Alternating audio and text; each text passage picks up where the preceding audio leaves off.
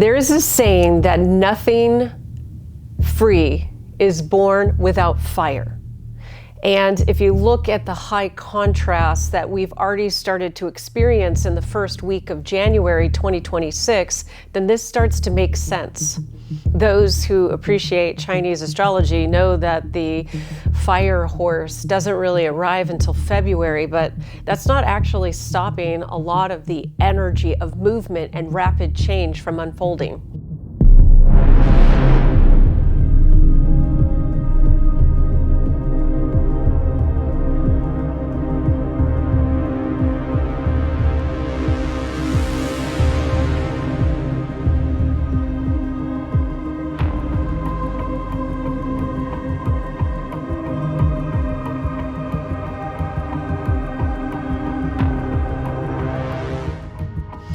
My name is Kamala Hurley. I'm an evidential medium. I did predictions this last year in which I happened to hit a lot of things on the head. Everything from the horrific fires of Los Angeles to the disruptions in the airline industry and the multiple airplane incident that occurred outside of Washington, D.C.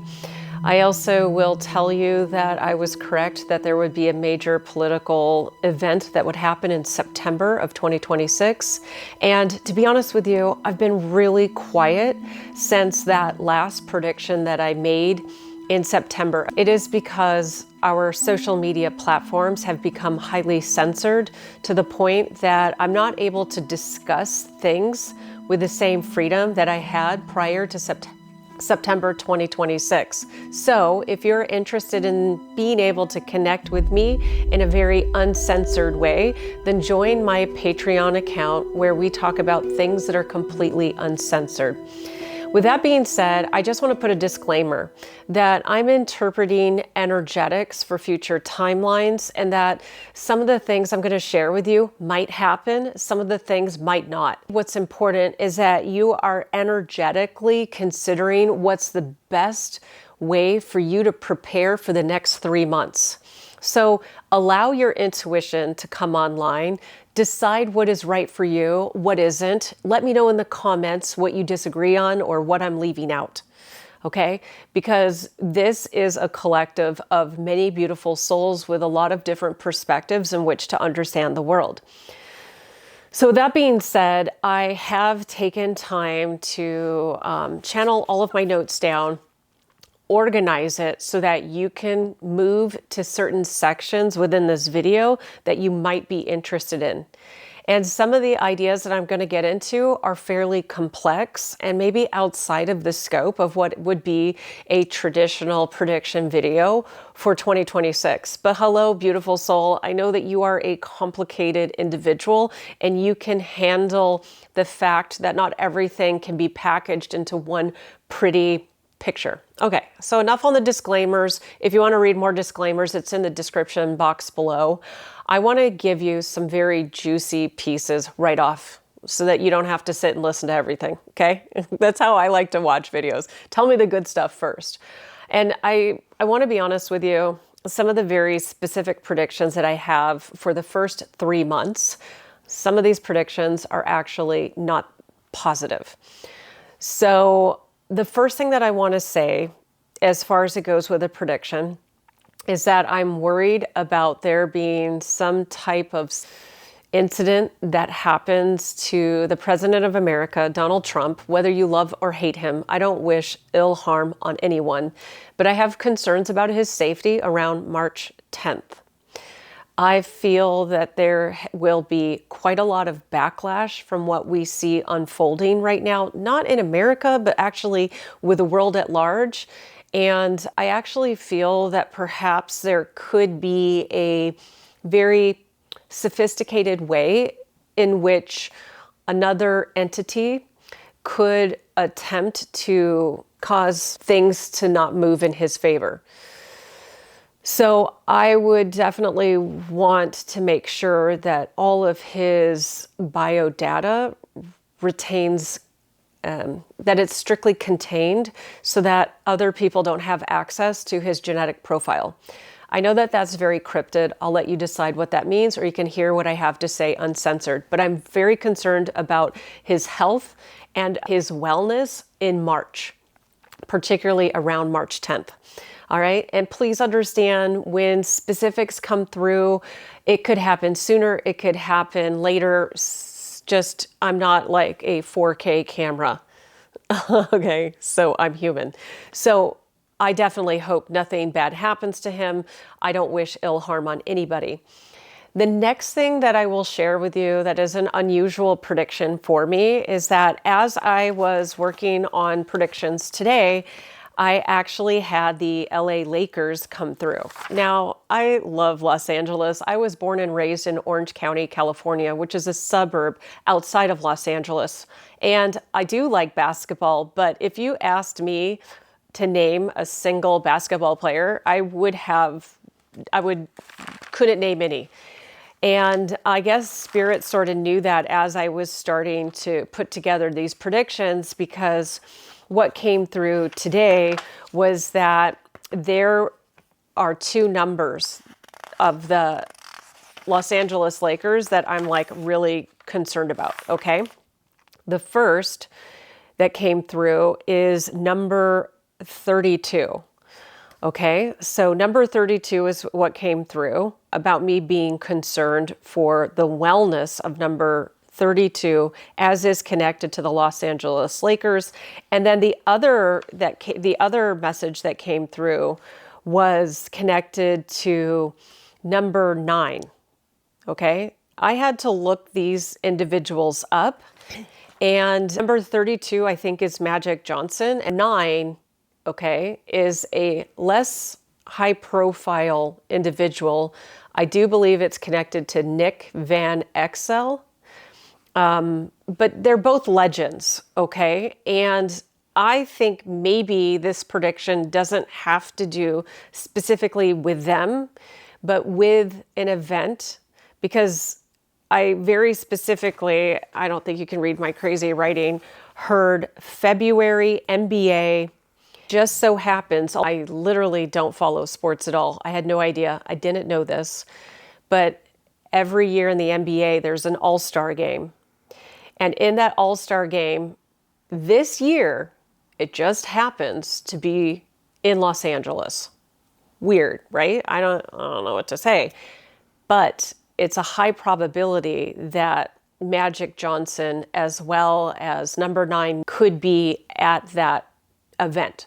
So I just hope nothing happens at that all-star NBA game. I hope there's no disruptions. So my attention was brought to that. I've shared it with you. Let's just move on. Those are the two of the pieces that I think are the most interesting, like specific to time. I am going to be getting into talking about UAPs, aliens, NHI, which is non-human intelligence. We will get there. I also will be talking about the hierarchy of power that's unfolding. I will be talking about finances, healthcare, relationships, and I think that's what I will just start with.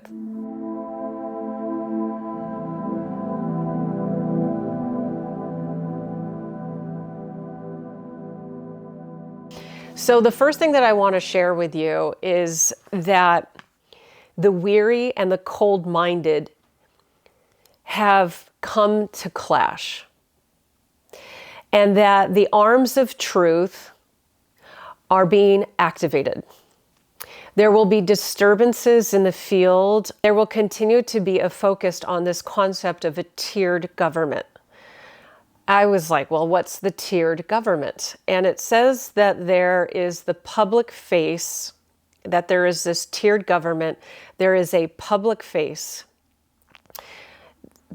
So we have the public elected officials. Then we have the operatives, who are individuals who mechanically execute operations as well as policy and everything in between. So you would think that, for example, the President of the United States would be the highest tier within governments at work. But in my specific channeled writings, it actually says that Politicians, whether we're talking about prime ministers or presidents, are the public face.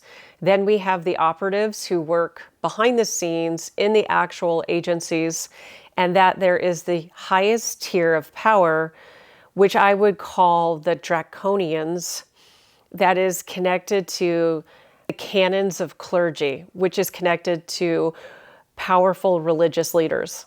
So it's fascinating. I feel like we've just already started a spark in like conspiracy theories. And I want you to know, I really am not interested in conspiracy theories. I like to take conspiracy theories and leave it in a really good Dan Brown book, for example.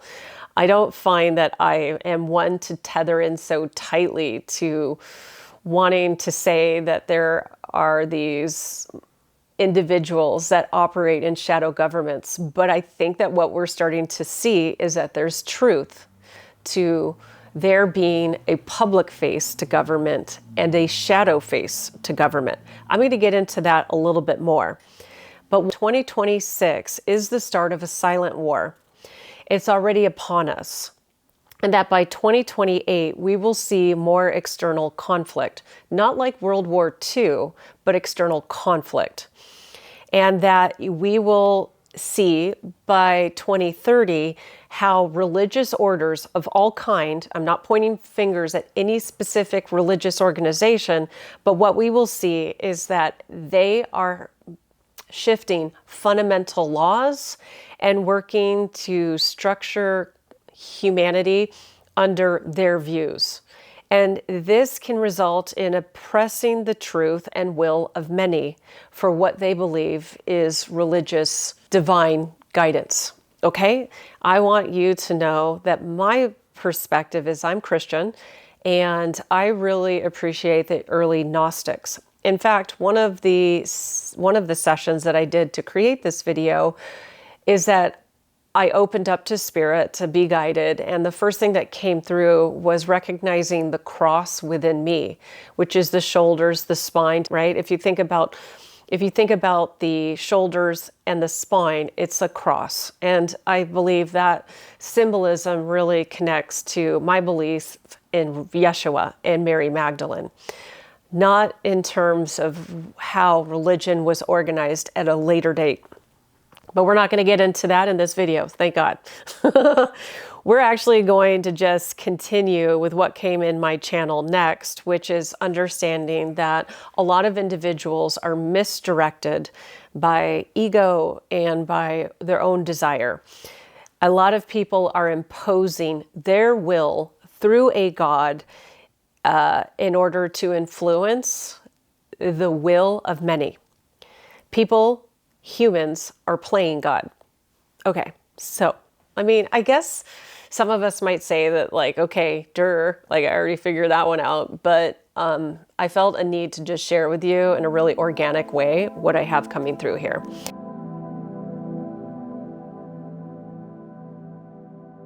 As far as it comes to healthcare, we're going to get into talking about healthcare. This actually blew my mind, the stuff that's coming through right now. I mean, there's some exciting stuff. There's challenging things as well. Now, in modern healthcare, particularly in North America, for example, there is still a suppression of functional healthcare. It is tyrannical. It is connected to Congress in the United States. Okay, I don't know how. I should have looked it up. I forgot to. But what came through is that Congress and Senate are major players that create policy that impact healthcare for all. I guess, again, that makes sense. But Congress and Senate members are being influenced by corporations and not people. Now, the next thing that came out, I did the channeling in 2 sessions. So today there was more that came through about understanding healthcare in 2026. I find this part most fascinating because I had no idea that this was happening. But what I was shown very specifically is that I needed to look at University of Chicago for their discrete programs that are shifting physics and medical technology. University of Chicago, not only have some religious connections, of course, but what I am shown is that the healthcare that they are right now involved in is very significant. Now, I was like, well, let's find out what's happening at University of Chicago because I have no idea. And University of Chicago is right now working on this interdisciplinary approach to understanding tailored healthcare. And the biggest and the newest thing to launch at University of Chicago in 2025 is a $21 million gift to merge quantum technology and medicine. I'm like, wow, had no idea. The center aims to develop quantum tools and approaches to revolutionize how we observe and treat biological processes and disease, potentially enabling diagnostics and therapies that were not previously possible. It is supporting a bridge between different focuses of study, like quantum science and biomedical applications. They are seeking to push the boundaries between biology and traditional imaging and measurements. Another aspect that's really interesting is the way that the Bergen Center for Quantum Biology and Medicine is working to bridge quantum physics and clinical medicine in a structured research center. I mean, I don't even know what, I'm so excited. Obviously, we all want better healthcare, and this could create some real progress in modern Western medicine, which I'm highly critical of. I think that a lot of times, unless you are attending a hospital for acute trauma, that oftentimes medicine is really focused on disease management, and you often get a pharmaceutical, an injection, or a surgery. They just repeat between those three processes until something lands or you're dead. Okay, I know that's very a simple way of talking about a complex thing, but I just thought I'd share with you. It's why I have founded NeuroSoul Method as a preventative and as a way to bridge our physical body with our spirit and our soul. I'll talk about that more later. I'm here to talk about predictions. If you want to know more about that, the link is down below. Now, at University of Chicago, they also have the Pritzker School of Molecular Engineering, and that is to tackle immune engineering, not only as a way to talk about how to shift cancer treatment through immunotherapy, but it's also there to look at molecular level design, engineering principles for real world applications. Again, most of this is totally over my head, but what they are interested in are biosensors and diagnostic tools to help with medical tech, as well as energy and sustainability, quantum engineering. So I find it fascinating. The third aspect that I think is super fascinating at University of Chicago is the PhD program in medical physics. This is an internationally recognized graduate research program, and it's focused on cutting-edge medical imaging, radiation physics, and translational tools for healthcare. So imagine a multi-energy X-ray that can actually image and do so with improved qualities for soft tissue visualization, not just broken bones, if you know what I mean. There's a whole lot more going on there, along with therapeutic physics and different types of novel imagining modalities. You know, a visual is a tool to help us understand treatment plans. So I think it's really exciting that graduates of that program are also not just there for academic research, but clinical innovation that translates to how we are cared for by doctors and by the entire Western medical approach. The final aspect that I will talk about There's two more. One is the Institute for Translational Medicine. It is a multi-institutional hub for accelerating medical discoveries into clinical practice, and University of Chicago is a lead partner.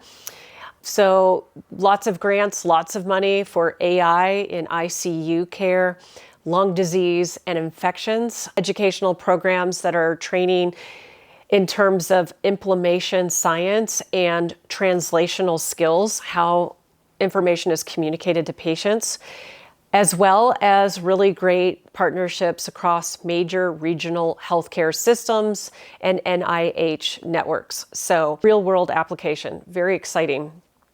There's a lot more. I feel like I could keep going on this, but I want you to understand a lot of positive breakthroughs I feel will happen in 2026. University of Chicago is what was brought to my attention, but I also think that more breakthroughs will happen at the academic level. But I actually have in this video a whole section that is all about academics. So while there are these exciting breakthroughs that are happening at University of Chicago and other academic settings, what I also see is that there are going to be a lot of sick people in 2026, particularly winter to spring. Things will get better in the summer and go back to being mildly better in fall, but not so much. It's because a lot of people are dealing with the aftermath of 2025, the stress, the fear, the instability that a lot of people are moving through in 2025 and 2026 mean it shows up in the body. And what came through as I was working on my notes here is that many individuals will be denied health care. This is an unfortunate reality of insurance companies who are focused on profit rather than people. So the best way to prepare for 2026 is by focusing on ways to improve your health. I think that 2026 needs to be a year where you consciously look at ingredients listed on every item that you consume. I also advocate people making meals for yourself using frozen foods, because a lot of foods like fresh fruit, a lot of vegetables are flash frozen at the point where they were, harvested.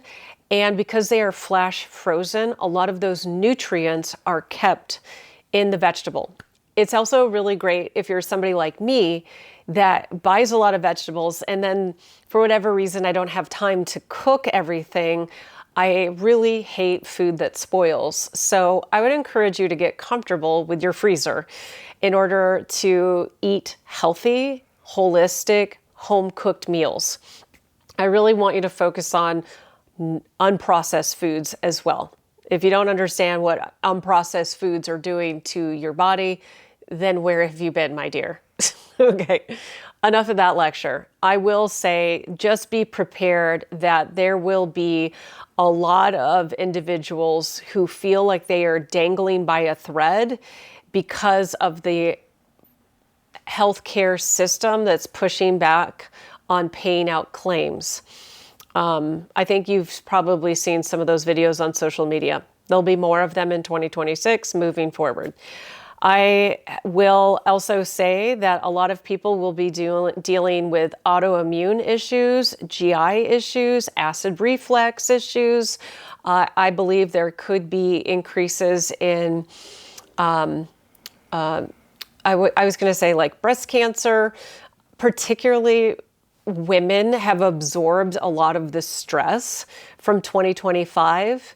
And that you need to find ways to release the stress that you absorbed for yourself, your partner, your family, your children, your friends, the collective, and you need to start to release that energy so you can get light and again, move through the energy of 2026.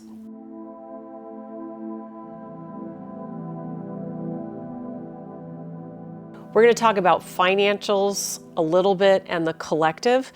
I want you to understand that what I see about the marketplace, whether we're talking like, I don't know, what they do on Wall Street, investing, or if we're talking about businesses selling off of platforms like TikTok or Amazon, what I see is that there is way more insider trading and market manipulation than we are even aware of. What that means is that free trade isn't really as free as we think it is. Improvements will be made in the future, but right now things are a little tight. And I also see that inflation, and this is again very focused actually around the world, that inflation has doubled from 2025 to the previous year. I do believe that there will be a doubling of inflation again with 2026. Housing, shelter, one of the largest drivers of inflation. And that's because of structures with lending and a lot of other complicated stuff I'm not going to get into. You and I already know housing, shelter costs are crazy high. I see that for 2026 as well. I also see that energy costs are going to keep going up, but have hope. I don't believe that the increase in energy will be forever. I have a lot of faith with plasma fusion fuel in the future. And I think that we're really at a cusp where plasma fusion energy is going to radically transform our world, more so than, let's say, the internet. But it's going to take a couple years. I really think it could be a decade away. Food inflation will continue. I believe that we will start to see an increase in global food shortages in certain crops. And I want you to become friends with your freezer. Best way to help reduce inflation in the kitchen is by using every ingredient that you have. And I believe that the freezer is a great strategy, whether you do meal prep. I have a food saver. I absolutely love it. I immediately bring home fresh fruit myself, like chicken, meats, animal proteins, and then I will portion it, put it into my freezer. Enough on that. You kind of get the point. We gotta be like homesteaders, no matter if you're living in a studio apartment in New York City, in Manhattan, or if you are living on a farm in Ohio. You need to be like homestead minded, like doomsday prepper ready for whatever life throws at you. And staying fluid and staying in ease is the greatest way to deal with inflation.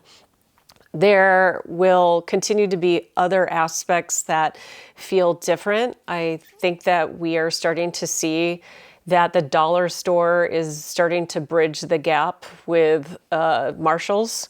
And that maybe we could say that, and I love Marshalls and I love the dollar store, so please don't think I'm spreading hate, but the differential factors between places like TJ Maxx, Home Goods, Home Sense, Winners, Marshalls, whatever is that box kind of place for like deals is not a deal anymore. I believe because of the collapse of department stores, we are getting products that are manufactured specifically for discounted retailers, which I should say is probably a better way for me to frame this because like I said, I love going to Marshalls, so please don't hate me, I'm just a messenger, but we'll start to see a reduction in items that are available. There just won't be as much manufacturing in 2026. I want you to look at your home and realize you have so many things that you love. And the more that you love the things in your home, the higher the vibe is. If you don't like those things, please give it away to a thrift store. Try to find ways to take other items from thrift stores, upcycle it into your life, and that will help your pocketbook. It'll also help your sense of joy. As far as it goes with people looking for work in America and actually in North America, I will just say that corporations are not being fully transparent about the lack of work. I believe that the lack of work is impacted by AI, but it is also impacted by the sluggish economy. That will start to change and pick up, I believe, I think it's going to be, you'll start to see a difference in August. Our markets where we shop will continue to feel slightly imbalanced at times, but I do think that the economy will shift significantly, particularly with some of the political stuff I see coming up. So don't get worried. You will make it through 2026. There will be work available for you. Again, I really want to emphasize ways to find self-sufficiency. What we have learned through a lot of the history of North America and looking at the way global corporations operate is that they're not loyal to individual workers. They're only loyal to the bottom dollar and the bottom line and to the boardroom. So what can you do to contribute extra resources into your life without making you sick or making you feel like you're working 3 jobs all the time? So I think the creator economy is something that still will continue to be robust. I believe that we are looking for people that are authentic and we want to hear those authentic voices. So if you have that voice, get out there and share it.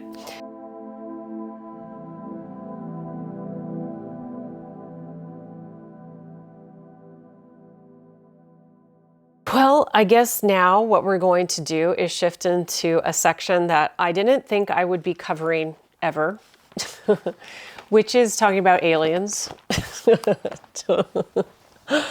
I actually love to channel to different celestial entities and beings, but I have to be honest with you.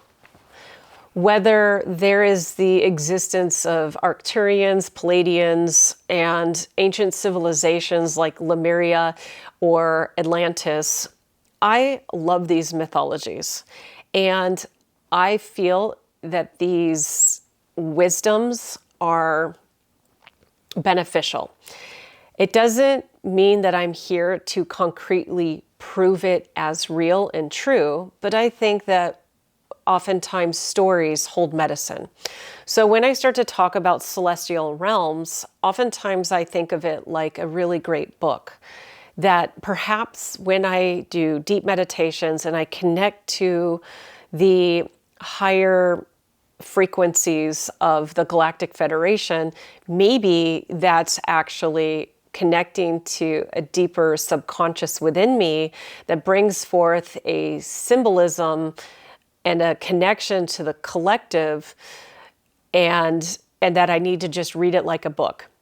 Okay, I am here to be grounded about connecting to alien energy, Galactic Federation, and to also be in the woo. I will say I have seen things in my life that have made me question what aliens are. I also feel that there's some truth to the concept of Project Bluebeam. If you don't know what that is, basically Project Bluebeam is all people taking advantage of the concept of aliens and scaring people into control. Think War of the Worlds. I think the modern interpretation of a false UFO event is Project Bluebeam. I'm sure there's people out there who know this type of conspiracy theory more than me, so I'll let you connect with those people. But what I will say is that whenever I channel, the things that come up are wild, crazy, and super interesting. And this section, I promise you, had me stunned with what I learned. So let me just start to read to you. First of all, I see that from February to March, there will be an emergence of new reports regarding UAPs and NHI contact. The specific areas that I want you to know that will get the most of these UFO, UAP, whatever you want to call it. I'm going to call it UAP. That's what we call it now. But UK, there will be a higher amount of UAPs in the UK, in Argentina and Chile, in South America, as well as San Francisco. I just hear that along the coast of San Francisco, there's going to be a lot of unusual activity. But then if you've been to San Francisco, nothing will surprise you. That's why I'm laughing right now. I will say that my attention as I was channeling was brought to Chile, and very specifically to a telescope that is based there. And like what it says here in the very second paragraph that I start to channel through is that in Chile, they have been receiving signals from an interstellar or intergalactic planet, and that the reports are going to be suppressed in 2026. The name of this telescope in Chile is called Atacama. If I said it wrong, okay, you get it. I'm a medium. I'm not CNN. But what I understand about that telescope in Chile is that it is 10 times the strength, 10 times the resolution of the Hubble. And that it is in Chile that they discovered an exoplanet, which was discovered in 2005. It is called Proxima Centauri b. It is the most Earth-like planet that has ever been discovered, from what I understand. Okay? Interesting. What came through in my channel, whether I'm telling you a great story or one day this is proven true, I want you to understand, I am told that fossils exist from previous civilizations on Proxima Centauri b. Humanity will not discover those fossils for thousands of years yet. We're not as advanced as we think we are. But what I am showing is that we won't have the inclination of those ancient civilizations until 7829 in the future. And that there is a robotic device that is on Proxima Centauri b that is sending signals to us, and that it is a relic of an ancient civilization. Okay, and it's interesting, I put in parentheses here in my notes, I'm like, oh my God, I feel freaky sick. I actually feel nauseated as I bring this message through. So I took that moment to grab some water. I went online and discovered that there actually is a radio signal that has been repeating. I will just show it to you off of my iPad. Okay. This is actually the repeating signal detected in 2019, right before all this craziness of 2020. They called this a breakthrough listen candidate. It appears to come from the direction of Proxima Centauri. It is observed as this narrow band repeating radio signal, and that it's unusual in nature, and it is associated with artificial sources. Ugh. I'm freaked out telling you this. I'm just sitting here, writing in my journal. I didn't know we were going to talk about aliens. We're going to get to, let me keep going. I don't want this to be 2 hours long. Now, scientists have actually taken it seriously because it's a stable frequency.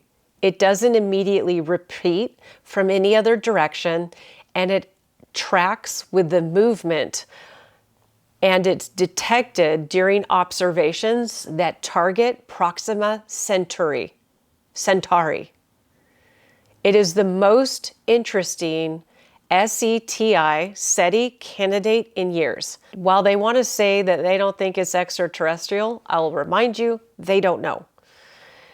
If they think it's human-made radio interface, I want you to understand that where that telescope is located, it is in a desert that has the cleanest radio and optical views of the sky on Earth. What I was shown in channel is that the star itself is in alignment with what ancestors understood about a connection to a higher source. Now, this is where it's going to get quite interesting. I'm going to show you what Centaurus, okay, the constellation is, okay? So I'm just going to show you this. The ancient Incas connected to the dark cloud constellation, okay? The Incas believed that the Milky Way was connected to the cosmic llama known as Yakana. That region correlates to Proxima Centauri, and they didn't have telescopes back then. They associated that area in the sky with life regulation. They believed it was a bridge to another world. The serpents, like the celestial snake living in the Milky Way, was connected to earthquakes, transformation, and rebirth. And again, it is that bridge between Earth and other worlds, the heavens. In southern Chile, the Mapuche believed that ancestral spirits lived in the same place as that constellation. They grouped the stars together and called that group in the sky, they called it the Watchers. And they believed that the Milky Way was actually a river of souls. They believed that it was governing time and destiny.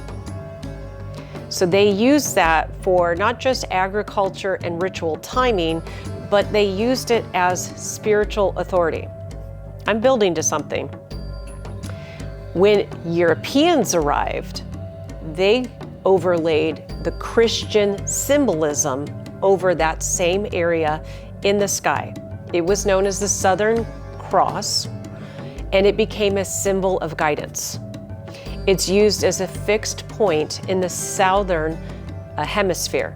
So indigenous cultures already treated this area as a cosmic axis, and the Australian Aboriginals also had a striking similarity. They called that same area Emu in the sky. They called it the place of creation, law, ancestral time. Same sky, same symbolism through all of these different cultures. It's a very deep pattern that I'm bringing up. So, coming back to my notes here, I want you to understand that when I pivot to the Sumerian culture in, early Mesopotamia, which are connected to the Anunnaki, that is a celestial entity as well, that same area in the sky was linked as the passage between worlds, okay? So whether we want to look at how the ancients viewed that area in the sky versus the interesting signal that scientists today have discovered come from Proxima Centauri b, we are looking at what could be a very vital breakthrough in terms of understanding UAP and NHI contact. And very, very specifically going back to the Sumerians, I also will let you know that they said non-human authority originates from that same constellation in the sky. I find it fascinating. I do believe that Earth is a twin planet and that hostile frequencies were brought to Earth that shifted how humans operate.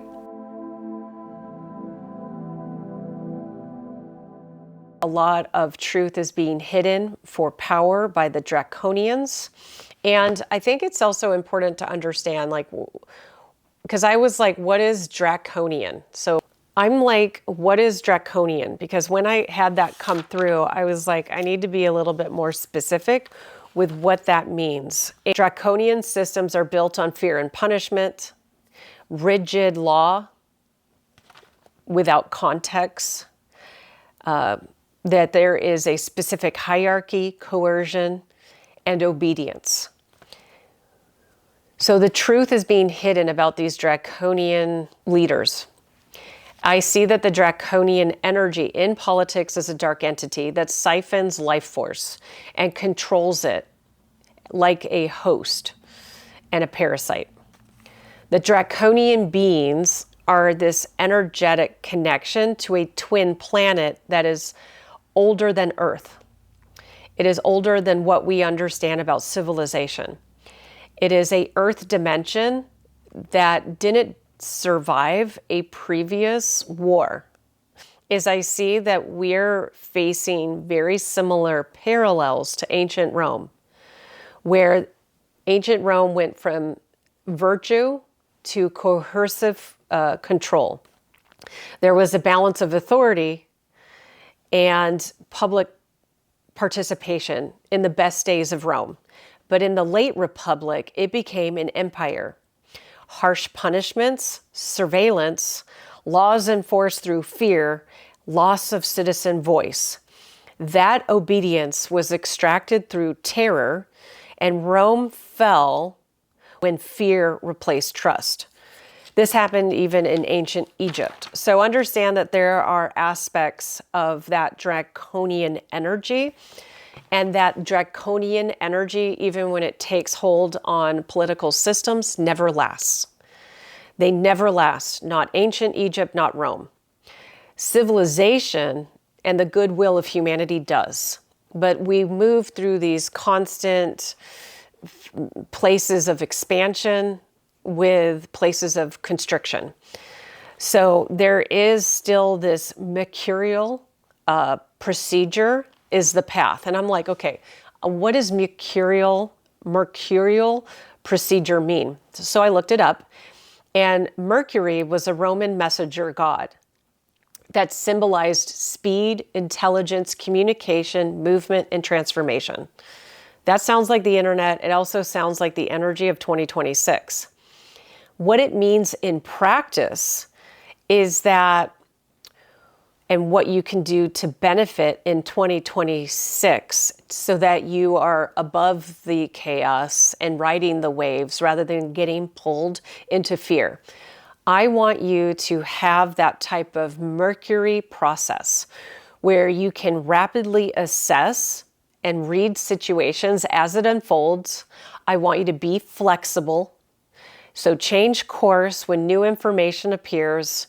I want you to learn how to improvise and respond intuitively rather than following a strict script, okay?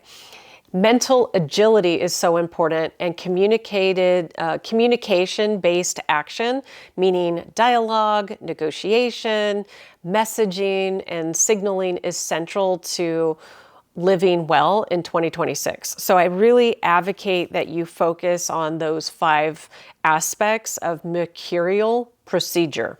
Again, I hope I'm saying that right. Humanity has not learned how to evolve that consciousness, but we are starting to see the way.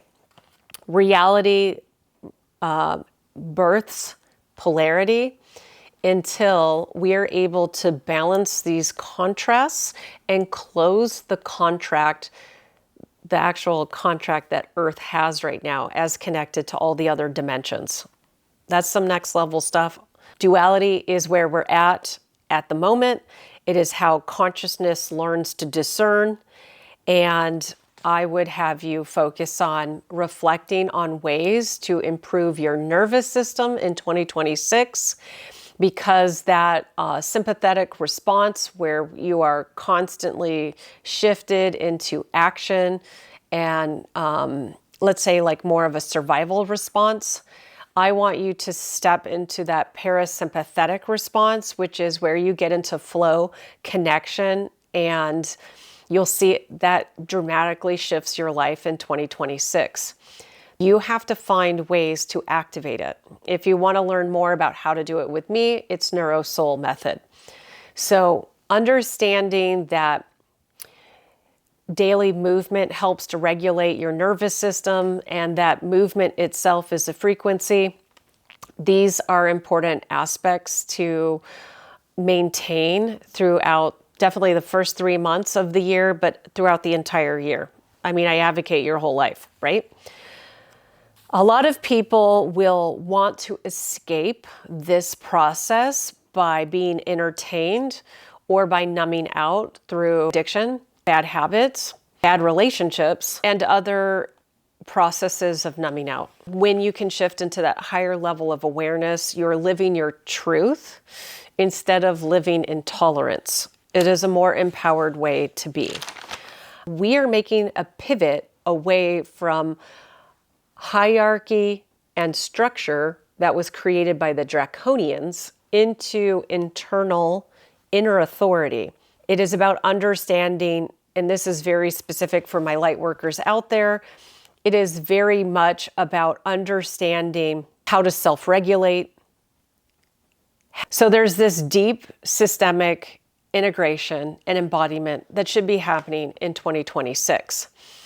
The next piece that I want you to understand is that civilization moves like a pendulum. It swings left and it swings right. If you can understand how to pace yourself as that pendulum swings, that will help you find creative solutions that are tethered more into manifestation and less into feeling stuck and in fear. The next piece that will start to emerge in 2026 is understanding new approaches in healthcare and wellness, which I've already covered. And sorry, it's coming up again here, but understand that new approaches to healthcare and wellness will start to emerge in 2026. There will be additional benefits given to trauma science, regenerative design, particularly with physical goods, and decentralized creativity. I want you to continue to work on understanding that we are in a flow of progress, and I want you to focus on your presence through the progress. I want you to focus on growth, expansion, and understanding that stewardship, wisdom, and not suffering for the wisdom are part of what 2026 is all about. Being replaces becoming. Presence replaces identity. Okay? So instead of like having a big dramatic breakthrough, what about gentle, continual regulation and gentle truth telling and embodied safety? I do believe that we will start to see a shift away from ethics without performance, meaning less virtue signaling. I also believe that we will start to see compassion instead of shaming for other people who are not as conscious. So compassion becomes the practice. And as you, the light worker, I want you to focus on better boundaries, less about rescuing other people, more about holding higher energetic frequencies for yourself. Having those healthy boundaries are then essential, and to focus on personal responsibility, not save the world, but personal ways to focus nonviolence and to love yourself. I mean, if I were to just toss that in. We will also see that 2026 will realize that there are these type of cosmic wars that are happening, and that we need to understand how the source of creation is within. The more that we understand that we are connected to the magic of the universe, and that same magic of the universe resonates within us, the more safe we feel. I think that's really important, because when people experience high levels of fear, that's when things get really chaotic, right? If you were on a boat that was sinking and the captain's screaming and going crazy, I mean, the rest of the ship will as well, right? And bonus spiritual homework, watch an old movie from like the 90s, The Hunt for Red October, which is like a submarine, a nuclear submarine that has like a bad engine or something like that. How do you keep it cool under such intense pressure? And that's what I invite you to figure out. We need to understand that trauma is honored. It is not worshiped. I want you to understand that pain doesn't become your identity. I don't want you to romanticize suffering in 2026. It is when people stop asking, what else is wrong with me, that we can pivot into being. So there is this grid of sacredness that is returning to ordinary life in 2026. And that looks very simple, like home-cooked meals, rest, sleep. It is about tending to relationships, the dynamics of your family. It is about being a steward of positive energy, and creativity really should replace fear. It's how we create the world that we want to live in. So integrated consciousness is where we are headed in 2026. It is beyond anything that we've ever experienced in the past, and not everybody will get there in 2026. I just want you to understand that as the continued, going back to politics, as we see intense turmoil unfolding, particularly in this Trump era, we are not going to experience the same type of World War II that we saw in the past. Europe has trauma memory from the war. The 1950s brought about the Cold War with the invention of the nuclear bomb. It really shifted how countries dynamically create conflict with one another. That being said, America is the newbie on the block and has never experienced the type of trauma that Europe has, or any of the other countries that have been at war. We've had the Civil War, which is not really at the forefront of a lot of Americans' energetic field. And I believe that we will continue to see playing out in 2026 strategic ambiguity, which I believe started in December of 2024. Proxy wars, disruptions to airports, specific incidents that appear radicalized, economic wars, psychological info wars, and a lot of other ways that energy can be thrown from one country to another. I still think that there will be perhaps grids that are shut down as a type of conflict from one country to another, or from one religious ideology to another. I think that's something that you need to be prepared for. We are not going to experience formal war, I don't believe, in 2026. That could potentially change halfway through the year. It's why I'm really only focused on the first 3 months of 2026. I think it's hybrid warfare, drones, cyber ops, strategic destabilization. As we start to end these predictions, I want you to feel, again, secure by being adaptable. I want you to focus on healthcare and prevention as much as possible. I want you to focus on what genuinely brings you joy, and it needs to not be a super yacht in Palm Beach, okay? I want you to find ways that really bring joy back into your life, and to put boundaries around the environments, the people, the places, the things that don't bring you joy. It's time for us to continue to raise our consciousness so that we are not dangling by threads, but so that we are able to overcome draconian energy. That is part of what the grand ascension is. I don't believe we will see the end point of ascension in our lifetime, no matter how much I love other channels out there. But I certainly believe that we are light workers that are meant to help grid hope into the timeline, not just for ourselves, for our community, but for future timelines as well. So I think this is a great place to end, since this has been one hell of a long video. And I just want you to know that I have founded a new integrative healing and preventative-based approach to living your best life. It is called NeuroSoul. If you're interested in booking a single session or joining a coaching program with me, then I want you to understand that NeuroSoul is ready for you to check out right now. Thanks again for listening to me. If you haven't hit that click follow button, please do so now. And that's it. Let's see where we go from here.